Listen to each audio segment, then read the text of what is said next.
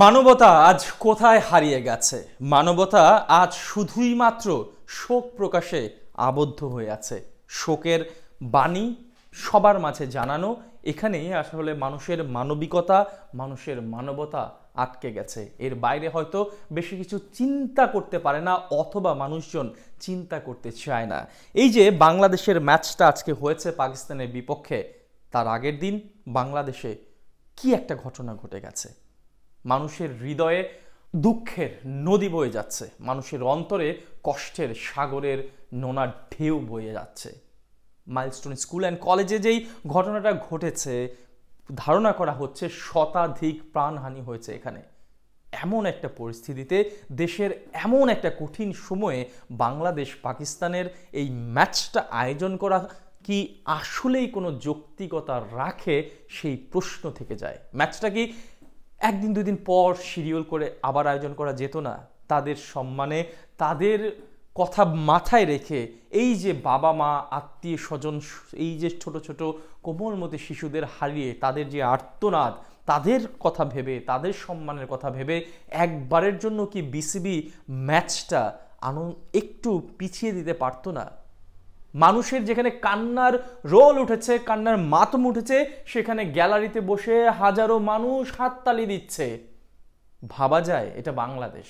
বাংলাদেশের মানুষ একপাশে মৃত্যুর মিছিল, এক পাশে কান্নার রোল, অন্য পাশে হাততালি হচ্ছে, জয়ধ্বনি হচ্ছে। আসলে এটা মানা খুব কষ্টের। সেই জায়গায় বাংলাদেশ ক্রিকেট বোর্ডকে একটা বড় অবদান রাখা উচিত ছিল। তারা কি করেছে? একটা শোক প্রকাশ করেই নিজেদের সব দায়িত্ব শেষ করে ফেলেছে, এমনটাই মনে করছে।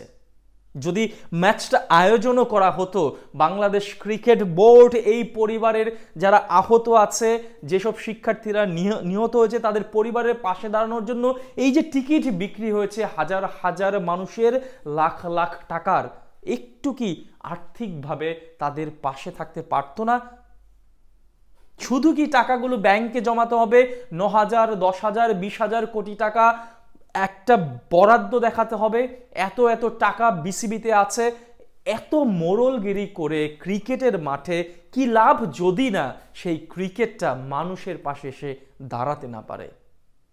বাংলাদেশের এই জয় আসলেই কি সান্ত্বনা হয়ে আসবে এই হতভাগা, এই কষ্টে থাকা আপনজন স্বজন হারানো মানুষের জন্যে? এটা কি সম্ভব তাদের জন্যে এই জয় সান্ত্বনা হয়ে আসার? কখনোই না, সেটা কোনোভাবেই সম্ভব নয়। যতই বলি ফুটাক না কেন, একমাত্র ওই কালো ব্যাচ আর ওই শোক প্রকাশ করে বিসিবি দায় এড়াতে পারে না। বাংলাদেশের যতগুলো অর্গানাইজেশন আছে, তার মধ্যে বিসিবি সবচেয়ে বড় অর্গানাইজেশনগুলোর একটা। তাদের দায়িত্ব সবচেয়ে বড় দায়িত্বের একটার মধ্যে পড়ে, কিন্তু তারা বরাবরের মতো এবারও সব কিছু এড়িয়ে যাচ্ছে। জানি না কবে তাদের শুভবুদ্ধি হবে, শুভবুদ্ধির উদয় হবে।